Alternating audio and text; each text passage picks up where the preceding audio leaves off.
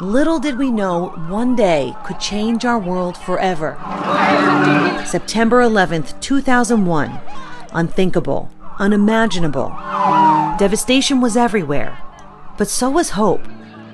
We learned over time the life stories of those we lost. He loved it. He loved being a fireman. 20 years later, we're still learning while looking for ways to honor and remember.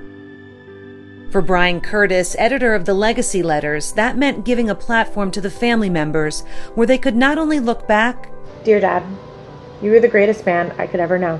but forward. Dear Michael, there is not a day that goes by that we do not think of you. However, we are constantly reminded of your spirit because it is obvious in your sons' faces. Can you just tell me how this came to be? They wanted this to be heartwarming. They wanted it to be hopeful. They wanted it to be a legacy to the person in their life that they lost. But on that day, I truly understood what a selfless and remarkable man you were. You inspire me to live my life, to help others, and to be grateful for each moment. Tara Feinberg lost her dad, Alan. He was a firefighter, Engine 54, Battalion 9.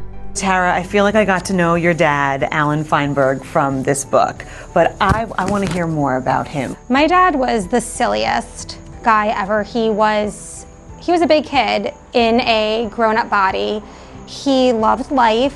He loved everyone in his life, and he loved helping people. He lived a life of service, and he lived a life of service in his family and also in his community. And I think that's what I remember the most about him, is that he just always wanted to do for other people. So when Brian asked me to do this, it was pretty cathartic. Recently, I've really stopped to think about how proud we are and how much we want to carry on that legacy, especially now that I'm a mom and I have, 4-year-old twins who are carrying my father's legacy. They never got to meet their grandfather, but they remind me of him every day in their joy and in their laughter and in their silliness. So I want them to know how proud we all are of their grandpa and my father. He is a firefighter. Yeah, you're right, buddy. He fights fires. Do you ever get signs from your dad? I'm very big into that. Signs. You do. Too many signs, and they're not subtle. Whenever I'm driving, I see 603. That's my dad's badge number. Right here, 306. And I feel like there are definitely silver linings that have happened because of this, and people have come into my life that I never expected. Someone wants to say hi. Hi, Tara.